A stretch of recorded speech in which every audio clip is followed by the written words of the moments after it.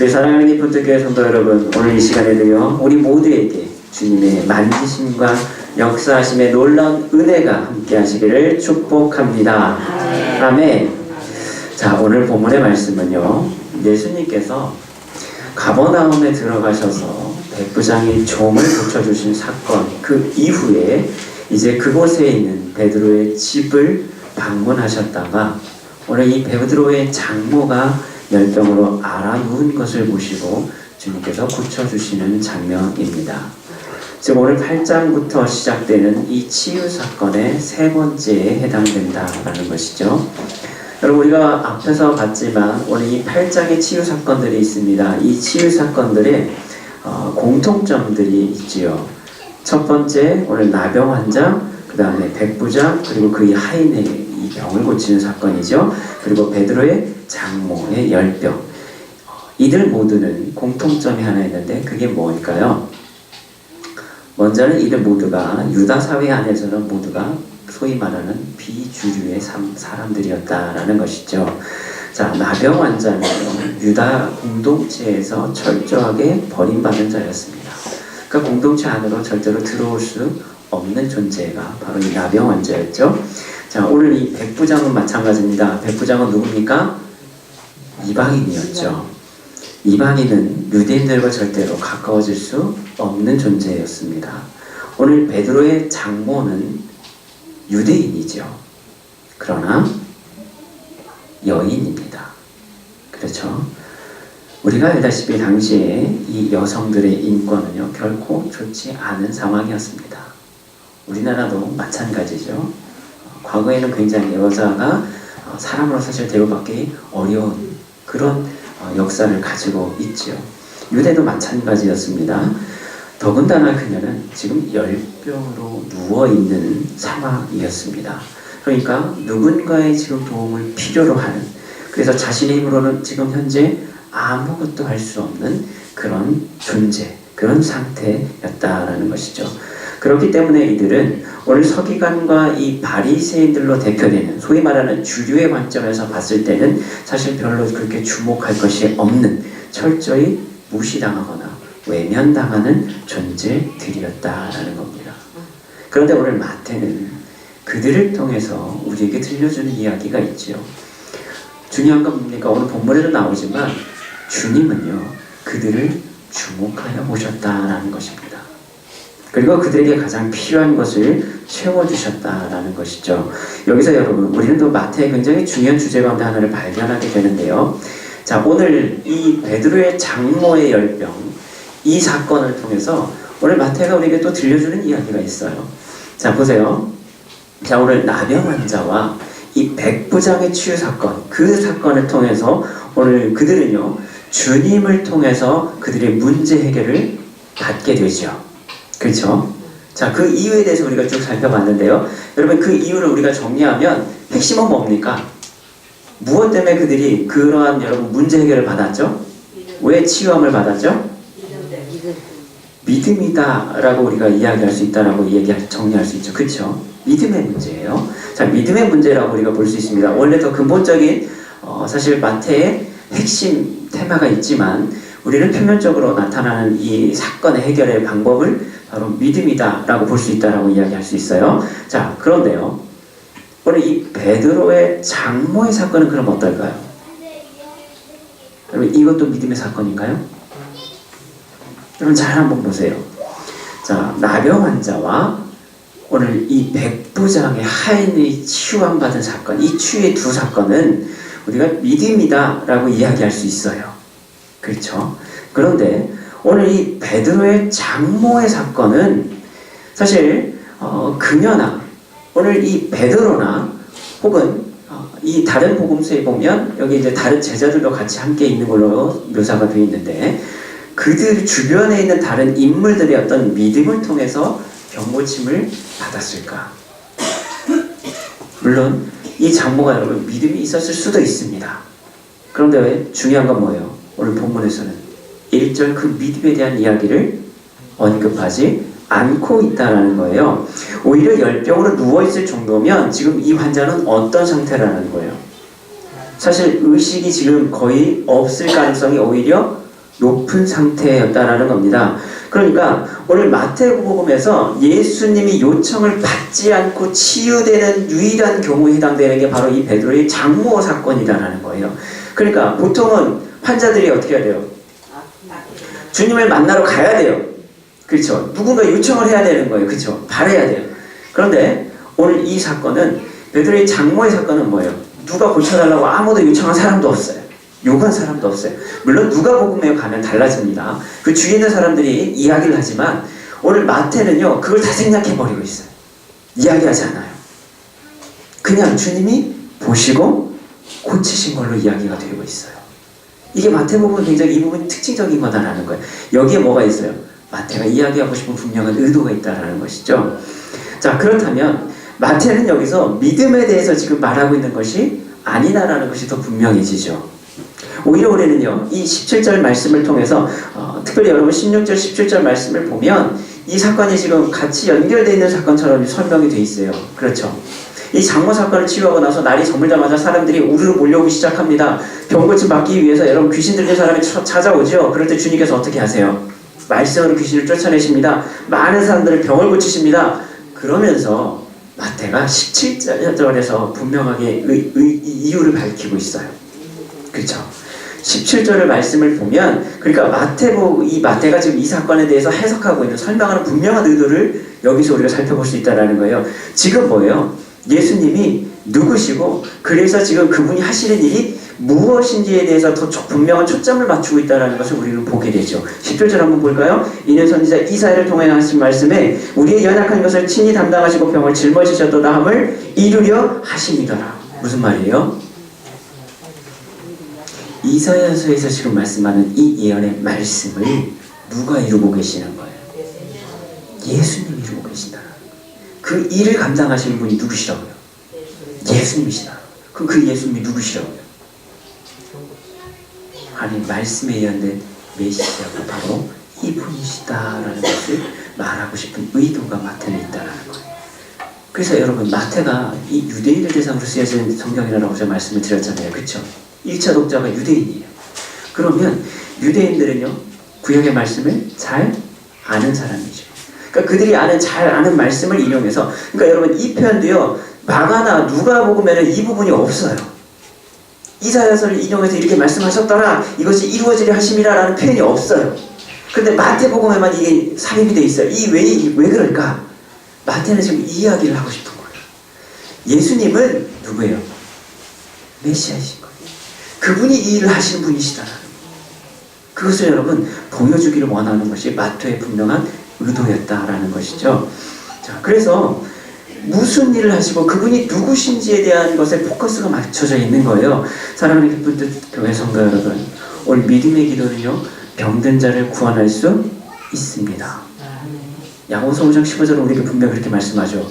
믿음의 기도는요 병든 자를 구원할 수 있죠. 백부장도요 믿음을 통해서 그의 하인이 나음을 받았습니다. 하지만 믿음이 여러분 모든 병을 고칠 수 있는 것은 아닙니다. 여러분 이걸 잘 이해하셔야 돼요. 여러분 믿음의 기도는요 병든 자를 뭐예요?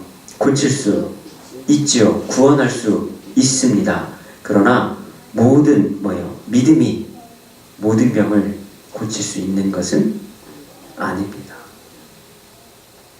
아무리 여러분 큰 믿음이 있어도요 나을 수 없는 것도 있어요. 해결할 수 없는 것도 있습니다. 왜 그럴까요? 우리는 앞에서 배웠죠. 뭐예요? 믿음 그 자체가 능력을 일으키는 것이 아니기 때문이다라는 거예요. 믿음이 여러분 기적을 만드는 것이 아니다라는 거예요. 그렇죠? 우리는 지난주에 그래서 믿음이 기적을 일으키는 것이 아니라 그 믿음은 곧 뭐예요? 통로가 된다는 것을 우리가 살펴봤잖아요. 만약 큰 믿음이 여러분 병을 고칠 수 있는 능력이 있다면 사도 바울은요 진작에 자기 병 다 고쳤어야 돼요. 그렇죠? 여러분 사도 바울이요 믿음이 없는 사람인가요? 작은 믿음의 사람이었나요? 그가 믿음이 없어서였습니까? 만약 그가 믿음이 없어서 자기 병을 못 고쳤다고 한다면 여기 성경에서 지금 병 고침 받은 사람들은 최소한 뭐예요? 사도 바울보다는 믿음이 좋았다라는 얘기예요. 그런데 여러분 그렇습니까? 그렇게 말할 수 있을까요? 오히려 오늘 성경은요, 이 베드로의 장모 같은 경우는요, 믿음에 대해서는 하나도 이야기를 하지 않고 있다라는 거예요. 그렇죠. 언급조차 안 해요. 그렇다면 마태오들은 지금 분명하죠. 병고침의 은혜는 전적으로 뭐라는 거예요? 하나님의 은혜고 그분의 주권이다라는 것을 지금 이야기하고 있는 거예요. 이해가 되시죠? 여러분, 내 믿음이 크면 여러분 내가 병을 고치는 게 아니에요. 하나님의 은혜가 여러분 그 믿음을 통해 역사하는 거지, 내가 여러분 그것을 내가 만들어내는 게 아니다라는 거예요. 오늘 마태는 그 이야기를 하는 거예요. 그 일을 하시는 건 누구예요? 내 믿음이 아니라 주님이 하시는 일이다라는 거예요. 그게 주님의 권세고 주님의 주권이고 능력이다 라는 것을 이야기하고 있는 거예요. 그분이 메시아이시고 그분이 메시아로서 해야 될 위대한 사역들, 그 사역이 오늘 17절의 말씀처럼 뭐예요? 오늘 우리의 연약한 것을 친히 담당하시고 우리의 병을 짊어지시는 그 일을 하시는 분, 그분이 예수 그리스도시다라는 거예요. 그 일을 누구만 할 수 있어요? 그분만이 하실 수 있다라는 거예요. 그분이 가진 온전한 주권이고 권세다라고 말씀하고 계시는 거죠. 여러분 그렇습니다. 오늘 베드로의 장모의 치유 사건은 그래서 그의 믿음의 문제가 아닙니다. 오늘 주님의 주권적인 개입과 그분의 역사를 통해서 오늘 그분이 메시아 되심을 분명하게 보여주는데, 드러나는데 우리 마태의 증거가 있다는 것이죠. 여러분 모두가 고난받는 종의 모습으로 오늘 이 땅에 오신 그 예수 그리스도를 여러분 메시아요, 구세주로, 그리스도로 여러분 고백할 수 있는 그런 은혜가 있기를 축복합니다. 오늘 우리는 오늘 이 말씀의 주제 가운데 특별히 오늘 이 베드로의 장모를 통해서 우리는 깨닫게 되는 사건들이 있어요. 오늘 우리는 그 이야기를 좀 하기를 원합니다. 자, 오늘 우리가 이 예수님께 치유받은 이 베드로의 장모를 통해서 배울 수 있는 게 뭐가 있을까요? 깨달을 수 있는 게 과연 뭘까요? 우리는 첫 번째 이걸 한번 생각해 봐야 돼요. 뭐냐면요, 우리는요 비슷해요. 우리 모두는요 열병을 앓고 있는 환자들이다라는 사실이. 사랑하는 기쁜 두 교회 성도 여러분, 인정하고 이러고 싶지는 않으시겠지만 우리는 다 누구예요? 환자들이. 그렇죠. 여러분 육신적으로요 어디 하나라도 안 아픈 사람은 없습니다. 저도 안 아픈데 여러분 전혀 없진 않아요. 여러분 나는 내 건강을 100% 자신 있다라고 여러분 말할 수 있는 분 계시나요? 이 자리에? 있습니까? 심지어 애들도 마찬가지예요. 건강 상태가요 100% 다 완벽한 아이들도 없어요. 그렇죠? 어디 하나 다쳤거나요 여러분 조그마한 염증 하나 없는 애들도 없어요. 사실 있긴 다 있습니다. 정도의 차이가만 있을 뿐이지. 비록 여러분 우리가 육신적으로는 멀쩡하다 할지라도요, 여러분 죄송한 말씀이지만 인격적으로, 정신적으로 또는 영적으로 혹은 복합적인 그런 문제가 여러분 있는 경우가 많지는 않습니까? 여러분 나의 인격은 온전하십니까? 내 정신은 멀쩡하십니까? 내 영은 온전한 가운데 있습니까?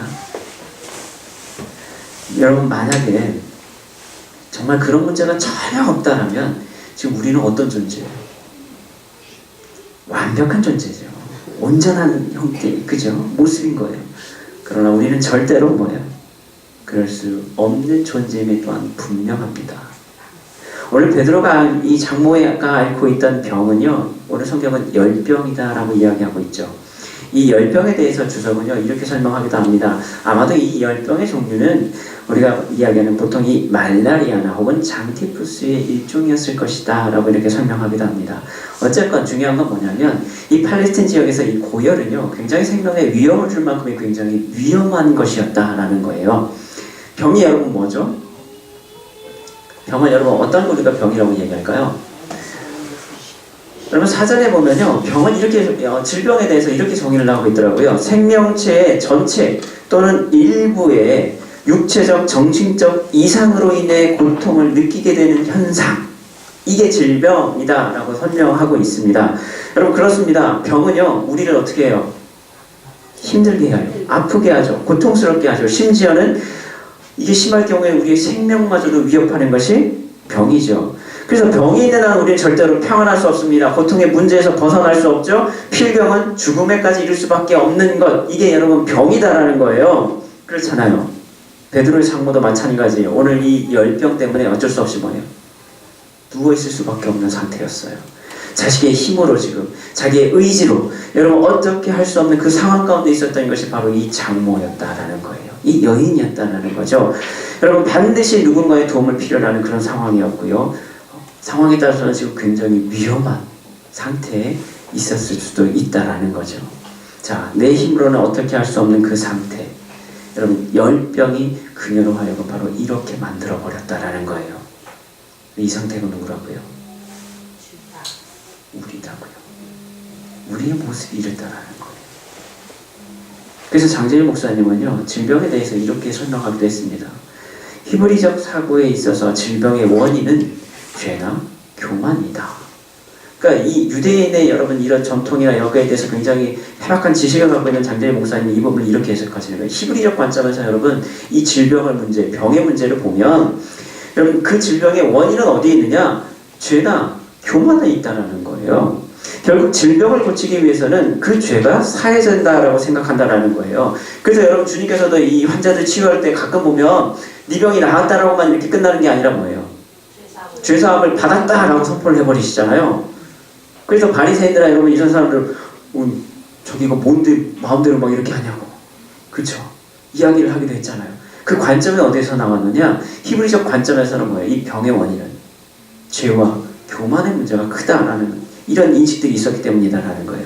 그래서 오늘 예수님께서 모든 사람의 질병을 짊어지고 연약한 것을 모두 담당하셨다는 것이 히브리적인 이 사고방식으로는 그들의 죄를 사함받다라는 그 의미로 인식되는 것이다 라고 설명하고 있습니다. 여러분 이 관점에서 보면 여러분 우리 자신을 볼 수 있다라는 거예요. 보세요. 병이 없을 수 없는 우리는 결국 뭡니까? 본질적으로 죄인일 수밖에 없다라는 거예요. 그렇습니다, 여러분. 우리는 다양한 증상들의 지금 열병을 앓고 있는 거예요. 그런데 그 근본 원인이 같다라는 거예요. 여러분 이 관점에서 보면 우리 안에 있는 건 결국 뭡니까? 죄와 교만 때문에 우리는 모두가 열병을 앓고 있는 환자들이다라는 사실이에요. 어느 누구도 여러분 이 사실을 부정할 수 없다라는 겁니다. 그 열병이 우리를 넘어뜨리고 여러분 일어서지 못하게 만든다라는 거예요. 우리 스스로 힘으로는 결코 일어설 수 없습니다. 우리는 환자들입니다. 그게 나이다라는 것이죠. 여러분 이것을 인정하는 것이 바로 믿음의 시작인 줄로 믿습니다. 그런데 여러분 참으로 감사할 게 뭐냐면 열병을 앓고 있는 우리 같은 존재를 누가 바라봐 주세요? 주님이 바라봐 주신다는 거예요. 그분이 바라보고 있다는 거예요. 여러분 병이 있기 때문에 연약하기 때문에 부족하기 때문에 넘어져 있기 때문에 오늘 주님의 관심을 받을 수 있다라는 사실. 마태복음 9장 13절 여러분 후반절에 보면 나는 의인을 부르러 온 것이 아니라 누를 부르러 와요? 죄인을 부르러 왔노라라고 말씀하고 있죠. 디모데전서 1장 15절에도 보면 이렇게 말씀합니다. 미쁘다 모든 사람이 받을 만한 이 말이요. 그리스도 예수께서 죄인을 구원하시려고 세상에 임하셨도다 하였도다. 죄인 중에 내가 괴순이라. 여러분 예수님께서 죄인을 구원하시기 위해서 이 땅에 임하셨다라는 거예요. 주님이 이 땅에 오신 목적, 그것은 우리의 연약한 것을 담당하시고 우리의 질병, 이 병을 다 어떻게 해요? 짊어지시기 위함이다 라고 마태복음을 이야기하고 있는 거예요. 곧 죽을 병에 걸린 나 자신을 위해 우리를 위해 오신 분이 바로 예수 그리스도시다라는 겁니다. 그분이 지금 나를 우리를 바라보고 계시는 것입니다. 사랑하는 기쁜 교회 성도 여러분, 나는 지금 주님의 그 따스한 눈길 그리고 그분의 도움을 필요로 하고 있는 열병 환자예요. 여러분 우리는 믿음으로 고백하고 계십니까? 오늘도 우리는 주님을 필요로 하는 존재들인 줄로 믿습니다. 나는 고침받아야 될 환자입니다. 나는 열병에 걸린 그 환자입니다. 나는 아무것도 할 수 없는, 지금 알아서 누울 수밖에 없는, 그래서 유일하게 주님의 손길을 필요로 하는 그런 존재인 줄로 믿습니다. 그러므로 여러분 우리에게는 반드시 필요한 것이 있죠. 그것이 뭐냐면 바로 주님이 우리를 만져주셔야 된다는 사실입니다. 그래서 오늘 말씀의 제목이 뭐예요? 만지십니다. 우리는 반드시 주님의 그 손길이 필요하다라는 거예요. 여러분, 아이를 키울 때 여러분 굉장히 중요한 것 중에 하나가 뭐냐면 바로 이 스킨십이라고 이렇게 이야기를 합니다.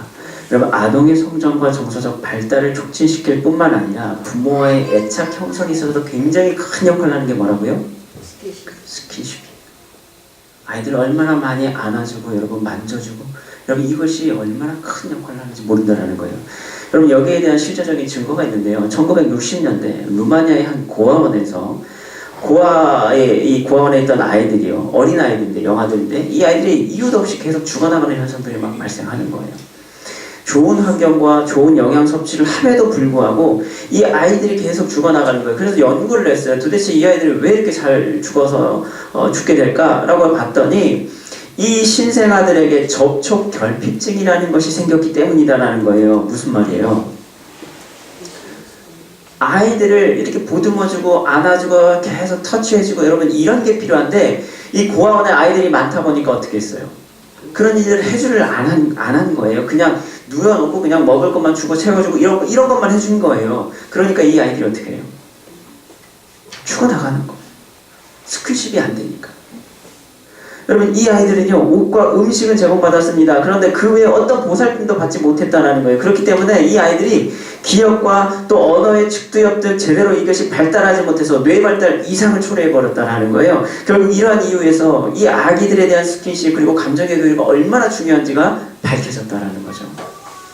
여러분, 미숙아로 태어난 신생아는요, 매년 증가하는 추세라고 했는데 이 신생아의 약 4%가 대략 미숙아로 태어난다고 합니다.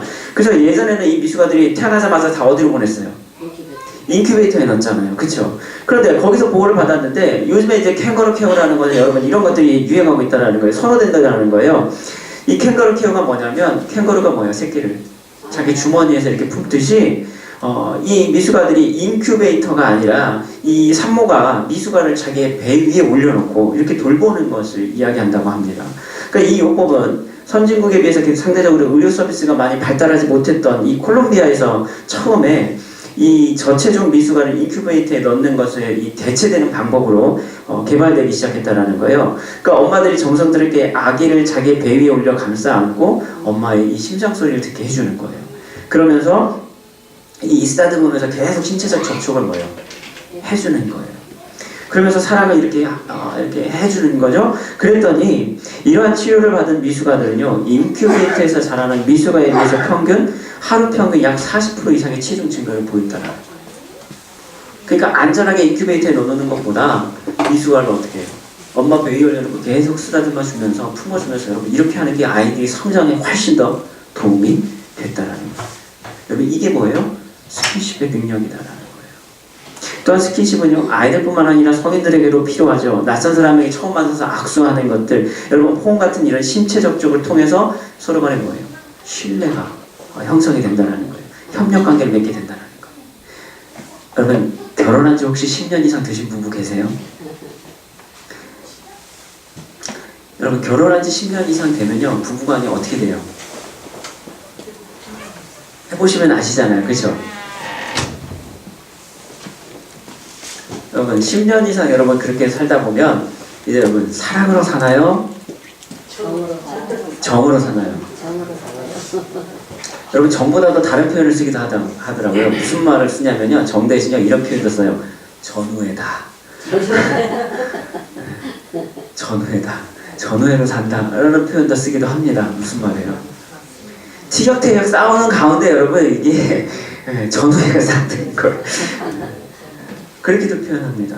그런데 여러분 이 10년 이상 된, 결혼한 지 10년 이상 된 이 부부 가운데도요, 이렇게 스킨십, 이렇게 접촉을 시도하게 되니까 신혼 때 같은 감정이 또 이렇게 생겨나는 이런 것들을 발견하겠다라는 거예요. 여러분 이런 스킨십과 관련해서 우리 성인들 가운데 특별히 여러분 한때 또 유행했던 운동 가운데 하나가 있어요. 그게 뭐냐면요, 프리허그라는 겁니다. 여러분 아시죠? 프리허그. 프리허그가 어떻게 하는 거예요? 프리허그라고 써가지고요, 이렇게 딱 들고 있어요. 팻말 들고 딱 서 있습니다. 그러면 뭐예요? 지나가는 사람들이 보다가 그냥 한 번씩 그냥 안아주고 그러는 거예요. 그렇죠? 안아주는 거예요. 같이 안아주고. 그러다 보니까 자기 볼일보로 더 가는 거예요. 이게 프리허그예요. 여러분, 이 프리허그는 뭐냐면 자신이 길거리에서 스스로 프리허그라는 이 피켓을 들고 기다리다가 자신에게 포옹을 해오는 이 불특정 사람들 안아주는 행위. 그러니까 그 목적, 본래적인 의미가 뭐냐면 포옹을 통해서 파편화된 현대인들의 정서적인 상처를 치유하고 또 평화로운 가정과 사회를 이루고자 하는 노력에서부터 시작되는 것이 바로 이 프리허그입니다. 그러니까 달리 말하면 뭐예요? 안아주는 거, 위로해 주는 거예요. 힘들고 어려운 사람들을 어떻게 해주는 거예요? 품어주는 거. 이게 프리허그의 목적이에요. 그래서 뭐예요? 그들이 정신적인 상처 또 이런 것들을 위로해 주는 거죠. 여러분, 요즘에 혼밥 시대죠. 혼자 사는 사람들이 많아지고요.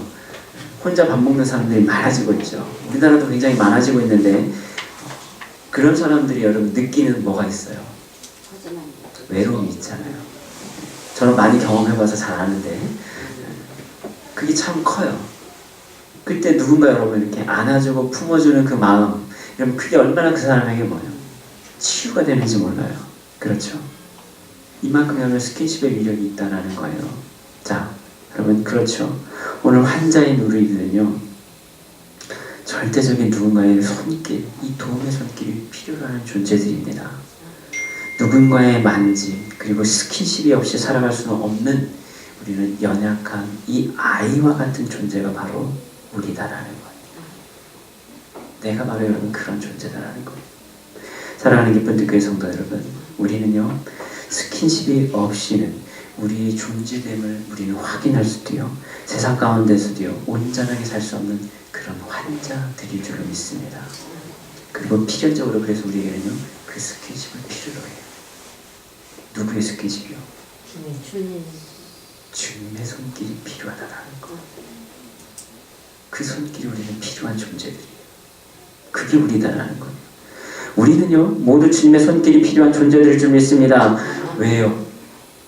처음부터 우리는 그렇게 창조됐어요. 처음부터 우리는 주님과 함께하기 위해서 여러분 창조된 존재들이에요. 그러니까 필연적으로 그 주님의 손길이 없으면요 우리는 살아갈 수 없는 존재로 우리는 만들어졌어요. 그게 나예요.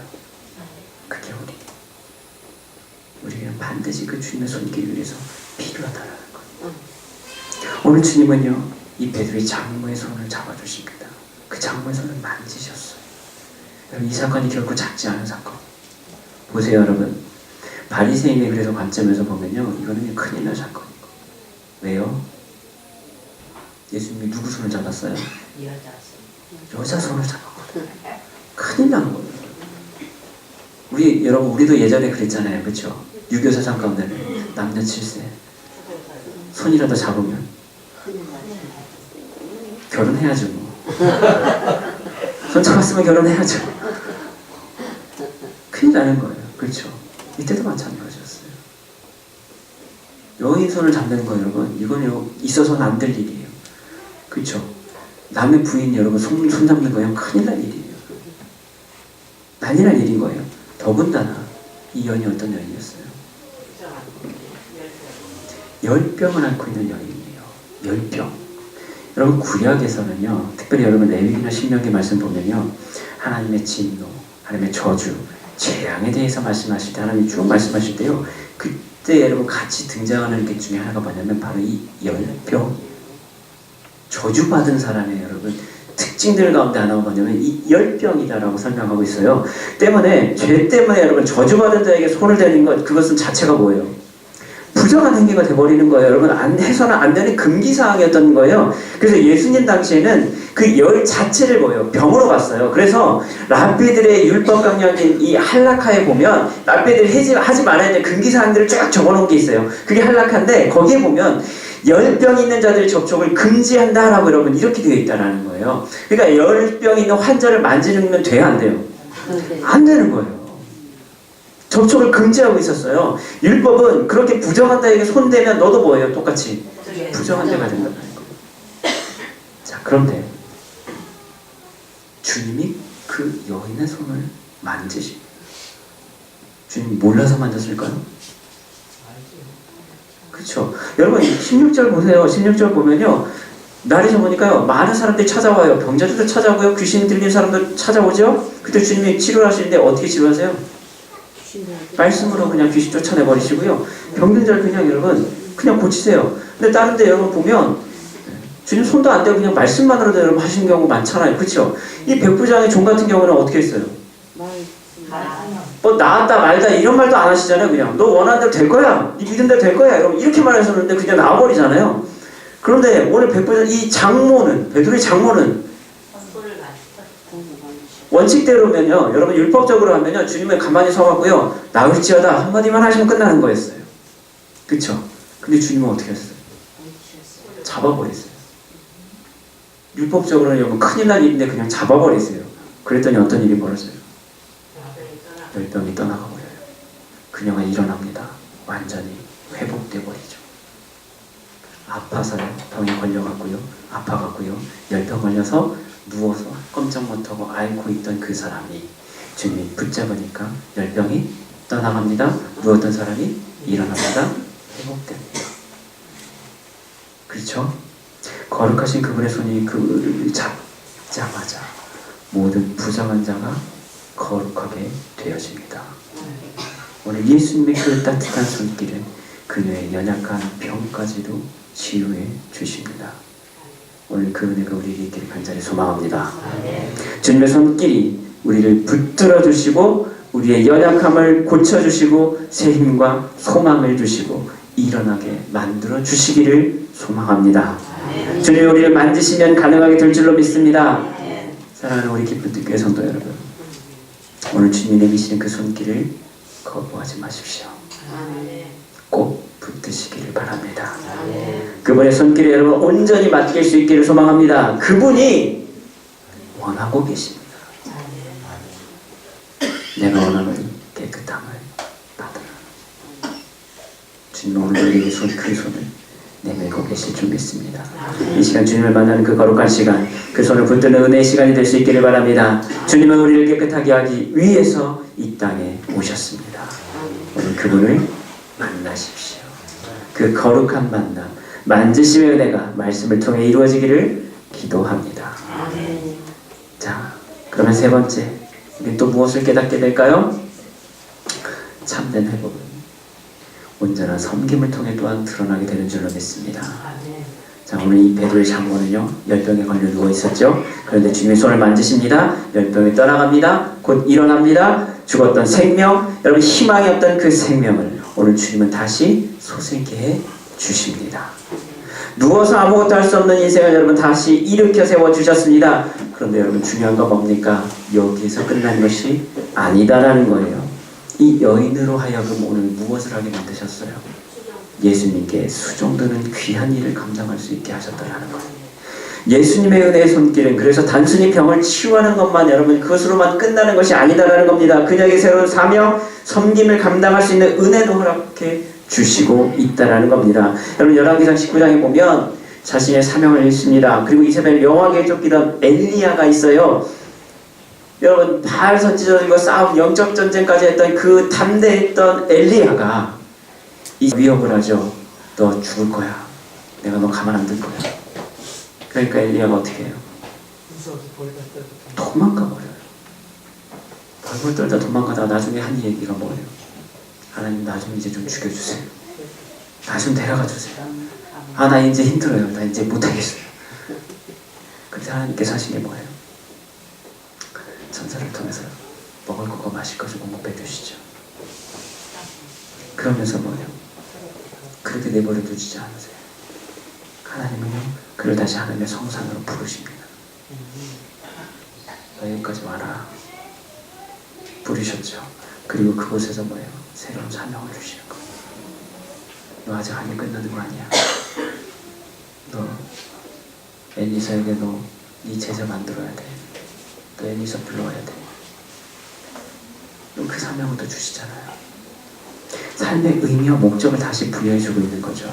그리고 이제 그것은 더 이상 나 자신이 아닌 그것이 바로 주님을 위한 거룩한 일을 통해서 드러나게 되는 줄 믿습니다. 그 사명을 하나님께서 주시는 거예요. 그분의 만지심을 통해서 여러분 회복으로 끝나는 게 아니다라는 거예요. 뭐예요? 이제 더 큰 일이 있다라는 거예요. 그럼 2017년도에 서울신문에 난 기사 가운데 이런 게 하나 있어요. 청량리 집창촌 노숙인 불황인들과 30년 새 교회 둥짓은 가나안 교회 김도진 목사 라고 기사가 한번 난 적이 있어요. 내용을 보면 이거예요. 그 김 목사님은요 원래 어떤 분이었냐면 젊었을 때 건달로 이 깡패 짓을 좀 많이 했던 사람이었다고 합니다. 그래서 이 건달, 이 깡패 출신으로 청량리 주변의 이 명마주의자들, 이 주의를 이런 사람들을 거느리면서 소문난 싸움꾼으로 살았던 사람이 바로 이 김도진 목사님이었다라는 거예요. 그 당시에 그분은요 마음에 화만 가득했다라는 거예요. 눈만 마주쳐도 적개심이 일어서 두들겨 패기 일수였다라는 거예요. 완전히 뭐예요? 망나니 짓을 한 젊었을 때 그렇게 산 인생이었다라는 거예요. 자기 인생. 그러다가 집안 식구들이 하도 얘기를 하니까 어쩔 수 없이 뭐예요? 이제 장가를 가게 된 거예요. 그래서 이제 장가를 가갖고 이제 좀 고용이 좀 살만하니까 이제 큰 사기를 당해버립니다. 그러니까 이분이 또 어떻게 해요? 눈이 뒤집혔죠. 눈이 뒤집혀가지고 사기꾼 찾아 죽이려고 헤매다가 결국 자기가 죽게 돼버리는 거예요.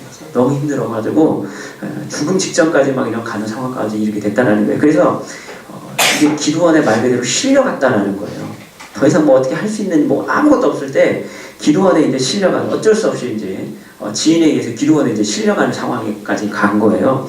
근데 기도원 생활을 통해서 이분의 인생이 바뀌었다라는 거예요. 처음에는 기도원에 딱 가니까 어떤 일이 있었냐면 설교도 찬송도 여러분 그렇게도 듣기 싫었다는 거예요. 여러분 이해되시죠? 한번 경험해 보셨죠?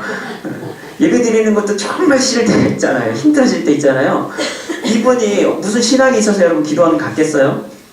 거의 막 죽을 맛지 이런 상황 되니까 어쩔 수 없이 여러분 끌려간 거죠. 갔는데 갔으니 무슨 뭐 은혜가 됐고 뭐가 들려오겠어요. 설교고 찬송이고 하는 족족 듣기 싫고 그래서 귀를 틀어먹다가 정 안 되니까 뭐예요? 집회 중에 그냥 아예 뒤로 앉아버릴 정도로 그렇게 했다라는 거예요. 그러다 어떤 부흥 목사님이 통해서 이제 이제 말씀이 증거되는 가운데 이분이 이런 체험을 하는 거예요. 온몸에 피 흘리시는 그 예수님이 나타나는 그걸 경험을 한 거예요. 영적 체험을 그때 한 거죠. 골수까지 배어있던 그 악이 막 빠져나가는 느낌, 그 처절한 느낌을 그분이 그걸 체험하게 된 거예요. 그래서 지금 생각해도 그것이 이해할 수 없는 그 순간, 그러니까 그 영적 체험을 하고 나서 이분이 180도 인생이 바뀌기 시작한 거예요. 그리고 나서 이분이 이제 신학을 배우게 됩니다. 그래서 내가 목사가 돼야 되겠다. 그래서 그때부터 신학교에 진학을 했고요. 나이 44세였다는 거예요. 그래서 대학원까지 가고 박사학위, 목사 한수까지 이제 다 하고 됐어요. 그런데 이분이 생각하기를 나는 신학교 시절부터 뭐냐면 나는 목회자 되기 좀 힘들겠다 생각을 했다라는 거예요. 왜요? 자기 과거가 있으니까. 내 과거가 있으니까 사람들과 이렇게 얘기 나누다 보면 뭐예요? 자기가 전직 깡패 탓인지 뭐예요? 이 성격이 또 훅 나오기 시작하는 거예요. 막 욕부터 나오기 시작하고 막 이렇게 하니까 자기가 생각해도 자기는 뭐예요? 안수는 받았지만 나는 정상적인 목회는 힘들겠다 이런 생각을 했다라는 거예요. 그래서 대신 나는 정상적인 교회 이 목회는 못할 것 같으니까 차라리 이거 하자 그래갖고 전도나 봉사나 이런 거나 하면서 나는 내 남은 삶을 이렇게 살기로 결심했다라는 거예요. 그래서 이제 그분이 이런 사역을 한 거예요. 그러면서 이 송파구 새방에서 새벽기도 중에 청량리로 가라라는 이 음성을 듣고 무작정 이제 이 용두동의 한 당구장 건물로 나갔습니다. 나가서 이제 쭉 돌아보고 있는 동안에 깡패 잡으러 온 전도사라는 그 말을 듣고 건물 주인이 건물을 하나 내줬다라는 거예요. 조그맣게. 은혜죠. 깡패 잡으러 온 전도사니까 건물주가 그러냐고 그럼 이거 쓰시라고. 그래서 거기서 교회가 처음 시작됐다라는 거예요. 그러던 중에 한 친분이는 이 안수 집사가 집문서를 내주면서 청량리 이제 옛날에 588이라고 하는 거기 집창촌 한복판에다가 이분이 이제 노숙인 쉼터를 만들고 거기서 이제 목회 사역이 시작이 된 거예요. 그래서 그곳에서 이제 예배당 가운데 쭉 하면서 세워진 교회가 가나안 교회였다라는 거죠. 그러니까 지금은 이제 집창촌이 다 철거돼서 빈 없어질만 남았지만 당시에 매일 막 호객행위하면서 싸움질로 사람들이 죽어나가기 일쑤였던 그런 환경 가운데 그분이 교회를 이 노숙인들을 위한 그런 사역을 시작했다라는 거죠. 그래서 가락시장에서 시래기 주워다가 삶아 먹으면서 거지 깡패들을 불러들여 기도하며 함께 살기를 그 30년 된 거죠. 그러니까 매일 아침 집창촌 거리에 하얗게 쌓인 담배꽁초와 쓰레기들을 하루도 빠짐없이 청소해서요. 그렇게 산 지 30년이 되었습니다. 그러다가 이번에 이제 교회가 그 지역이 재개발되고 하면서 이제 새로 입점하게 된 그 이야기를 지금 쭉 하는 거예요. 사랑하는 기쁜 뜻교회 성도 여러분, 오늘 주님과의 이 거룩한 만남, 그리고 여러분 그 은혜로 말미암아 구원받은 자가 여러분 자기를 구원한 그 주님께 기꺼이 마음으로 헌신하는 모습을 우리는 보게 되죠. 오늘 이 김도진 목사님도 마찬가지지만 오늘 여러분 이 베드로의 장로도 마찬가지였어요. 구원받고 나니까, 여러분 휴연받고 나니까 그 다음에 한 게 뭐예요? 주님을 섬기는 일을 여러분 누가 시켜서가 아니라, 그렇죠, 의무적으로 하는 게 아니라 기쁜 가운데 그 일을 행하겠다는 거예요. 이게 바로 여러분 자발적인 헌신이고 섬김일 줄 믿습니다. 뿐만 아니라 주석은 그래서 이 부분을 또 이렇게 설명하기도 합니다. 뭐냐면 이때부터 이제는 그녀가 제자의 삶을 살기 시작했다는 것을 의미하는 것으로 보기도 합니다. 여기서 수종들다라는 표현 자체가 그런 거예요. 단어적인 뜻을 보면 여러 가지 의미로 우리가 또 해석이 가능한데, 그래서 그냥 단순히 어떤 그냥 접대하는 수준 정도가 아니라 정말 주님을 뭐예요, 이제 제자로서 주님을 섬기는 그런 삶의 모습이 시작됐다라는 것으로 또한 표현하게 한다라는 거예요. 여러분 그렇습니다. 오늘 주님이 우리를 만지시고 회복시켜 주심은 여러분 그 자체로 끝나는 일이 아니다라는 거예요. 그분의 만지심을 통해서 우리 회복시키심은 더 큰 일을 감당할 수 있는 주님의 은혜인 줄로 믿습니다. 그래서 주님의 은혜를 체험한 사람은, 그 은혜를 누리는 사람은 감사할 수 있고요. 또한 뭐예요? 섬길 수 있는 사람입니다.